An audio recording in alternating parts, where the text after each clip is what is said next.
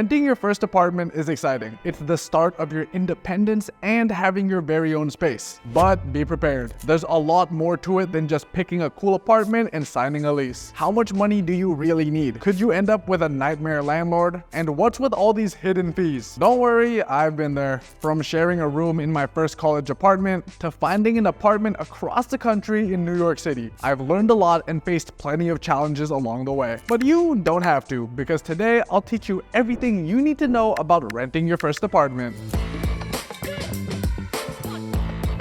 Let's start with the big question. How much should you actually be spending on rent? But before we get into it, let's see how much real people are actually paying. How much do you pay for rent per month? So that's about $800 a month. Yeah. So Per person? yeah, I pay $925. $16.25. $23.40. I pay $2,500. $2,700. Yeah, I pay $3,100.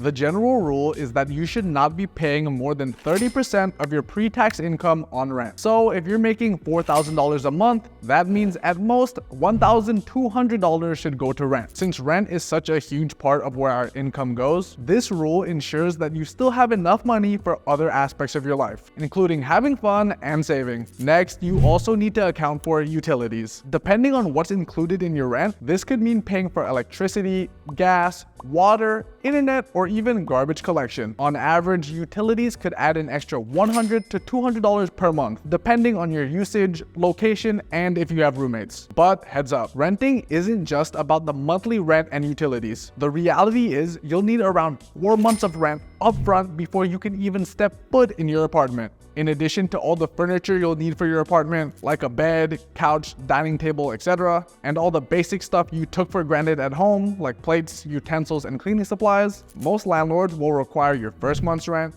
last month's rent, and a security deposit worth another month's rent upfront. That being said, a good credit score can really help here. Many landlords check it, and the higher score could lower your security deposit or even waive it entirely, saving you some money upfront. Finally, even if you have the money for everything I just mentioned, I'd highly recommend building an emergency fund with at least 3 to 6 months worth of expenses before moving out of your parents' place. I get it, you might be in a hurry to get your own spot, but paying your own bills is no joke, and having some extra cash will be a lifesaver when unexpected costs pop up. And trust me, they will. Now that you know how much you can afford, let's talk about finding that perfect place. Now that you know how much you can afford, let's talk about finding that perfect place. If you could give one piece of advice to someone searching for their first apartment, what would it be? Even if you don't like your landlord, try and make a good relationship with them, because something will go wrong and you will need something from them.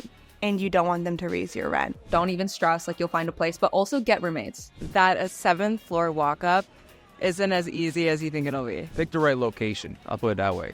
I actually live on West 3rd Street, which is right by this park. So it's a good location. I can just go and like chill in the park and meet people like you guys. When searching online, check out websites like Zillow, Apartments.com, Craigslist, and Facebook Marketplace. These platforms let you filter by budget, neighborhood, and amenities to help you narrow down your options. But be cautious of scams, especially on platforms like Craigslist. If a deal seems too good to be true, it probably is. Depending on where you live, you might also need to hire a realtor or pay a broker's fee. In some cities like New York, broker fees can be steep, sometimes costing you up to 15% of the annual rent. So make sure to factor this into your budget if it applies to you. In contrast, in many places, you can hire a realtor to help you find a place at no extra cost. They'll get paid by the landlord after you sign your lease. Do your research and find out what's common in your area. Whichever method you use, there are some crucial factors you need to consider. First is location, location, location. Where your apartment is located matters just as much as the rent price. You'll want to be in a safe neighborhood, but you'll also want to think about your daily needs. How close is the nearest grocery store, gym, your job or school? If you rely on public transportation, check how far the nearest bus stop or subway station is. Living far from essential services might save you money on rent, but it could end up being a major hassle and cost you more in gas and opportunity cost. Also, make sure to check out the neighborhood at different times of the day.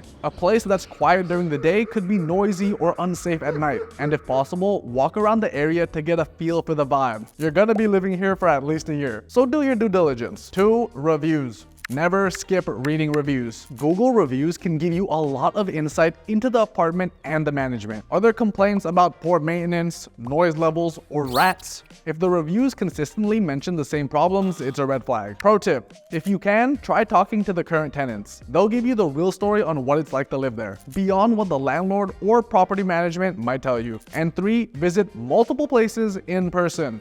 I know it's tempting to settle on the first decent apartment you find online, but you really need to tour multiple places. Photos can be deceptive, and apartments that look great online might have hidden issues. Sometimes realtors will literally post fake photos online. So make sure you're seeing the actual unit you'd be moving into. You don't want to sign a lease expecting one thing and end up in a unit that's totally different. While touring, pay attention to the little things. Check the water pressure, open and close doors, and pay attention to how much natural light it gets. These small details will affect your quality of life, so don't overlook them.